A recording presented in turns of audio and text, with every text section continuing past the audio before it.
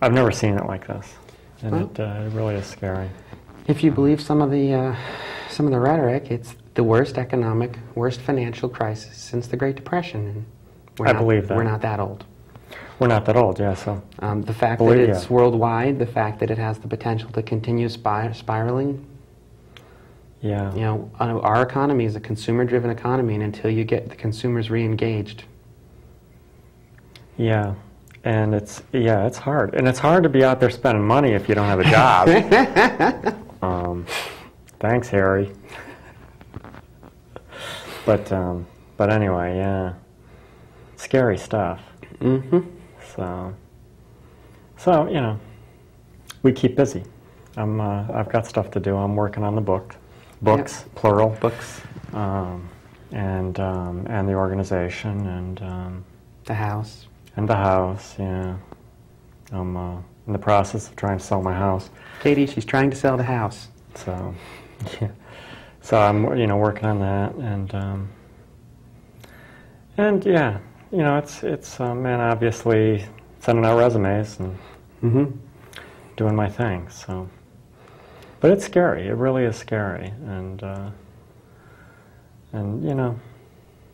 it can happen to at this point. It's like, God, who's next? I mean, Yeah. it can happen to anybody.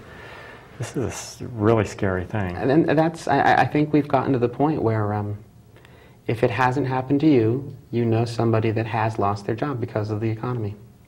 Yeah. You know, it definitely gets up there. What is the unemployment rate officially now? Do you know? I don't. I want to say it officially got over 7%, but I really don't remember. Yeah. But again, Good evening, nlcTrans. You're on the air. Hi, it's Tambria. hi, Timbria. Hi, Tambria. Hi. First, I just wanted to send a shout out to Kenny. Yeah. Whatever's going on, he'll be in our prayers. Yeah. Kelly, what are you talking about? You lost your job. I lost my job. Yes, I did. And you're talking about sending out resumes. Where's the cookbook? Where's the sweet shop? That too. Working on that. Yeah, absolutely working on that. We are going to do that. That is going to be, and that's yeah. It's going to be great. I had heard today that if you need to get a loan, Dime Bank is the one to go to because they never did subprime Local banks, mortgages. regional bank. Wow. Money. Dime Bank. Okay. You need to open your shop now. This is a window. Yes, I know.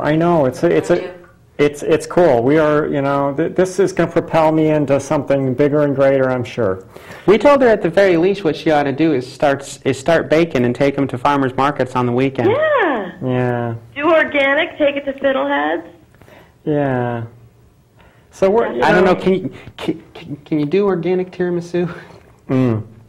Do they have organic Baileys? Well, yeah, Soy milk. I don't think soy milk will. Well, I mean the cheese, the mascarpone cheese is very. You have to feed the cows very specific stuff. That's probably already organic, but I don't know. And of course, you're going to have to move the flag and put a big, large resume back there since you're on YouTube. Okay. Yeah, that's a good idea. We'll do that. Hire You're going to have Callie. to put aside the dating show and have the vocational retraining of Callie show. The retraining, yeah, okay. What are we going to retrain me for? The bake shop. Just, well, okay. That'll Baking work. and management, two things you already have. Yeah, cool. It's time. It's a sign. So when are you coming on the show? Whenever. Get in the car. Get it, yeah. The car I don't have. I'll hop in the car I don't have. Okay, do we have anybody on next week? Yes, we should have our guests from last week on next week. Okay, Because so last how about the week canceled. after? I don't think so. Okay, how about the week after next? Yeah, just let me know. I'll tell my. That's like the 20-something. Yeah, okay. I'll tell the grandkids, but I can't babysit them. Okay. We'll remind you to come on Okay. in 2 weeks. Okay. Yeah. I love you. Love you too. If I had a job for you, I would hire you in a heartbeat. Oh, thank you. You're so sweet. Oh. Have a good show. Thanks, Cambria. Thanks for Bye. calling. Oh, she's so nice. And fortunately, our line 2 still hung on. Okay. Good evening, nlcTrans. You're on the air. Good evening. Hello. Hi. It's good to hear that you're doing well. Not good to hear that you're unemployed. Yeah. Well, you know, things happen. It wasn't much I could do about it. Well, you know what's really interesting? UCLA did a study, and 15 to 57% of transgender employees reported they experienced unemployment, discrimination on the job. They were the first to go when things got hard. Yep. I mean, it's really tragic. It is, yeah. In fact, I was the first to go. I was number one. And being that I was number one, and I got the you don't work here anymore. How fast can you clean out your office? I don't know if anybody went after me. I don't know if there were others. All I know is that I was the first. You need to be talking about that and explain that on the show. I got to run. Okay. Okay, Father. We will see you later. Right. Yes. Okay. At the usual place. That's Father Russ. Yeah. It is very true. I mean, we have a friend that's if you don't have, I mean, this is important to everyone, but if you don't have some kind of education, if you don't have some kind of skill set, some kind of training, it's very difficult to get a job in the first place, and trans status just compounds that. Yeah. We've got a friend who she can get a job when she puts her mind to it, but it doesn't last. It's seasonal help. It's through the Christmas season, and come February she's unemployed again. Yeah. A part-time job in retail over the Christmas season, that's just, It's not much. It's not much. There's a real problem with, you were talking about the official unemployment rate. I believe the unemployment rate only counts people who are filed for unemployment. Right. Which doesn't last forever. Doesn't last forever. Yeah. Doesn't count the people who aren't filing for unemployment and still looking for work. Doesn't count the folks that are underemployed and can't make their bills. Yeah. And it doesn't count those people that got severance packages either, because they haven't filed They yet. haven't started filing yet. In my case I didn't, so I've already filed, but so I'm part of that statistic now. But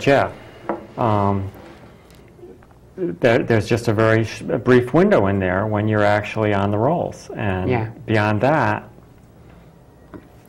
so what the real number is, we don't know, do we? No. But we do know that it's significantly higher than the official number. Right. If you take the percentage of the population that's not working and would like to, instead of the number of people that are filing for unemployment, very different statistics. Yeah. But it's scary. It's kind of a nauseating thing, the company I worked for, for 14 years. Right. 14 years, and one of the co-owners called me into his office and said, "You don't work here anymore." It's like, after 14 years, it's like it's hard to wrap yourself around that. Yeah. It's like, what alternate reality have we fallen into here, Where's the hidden camera? What do you mean? Yeah.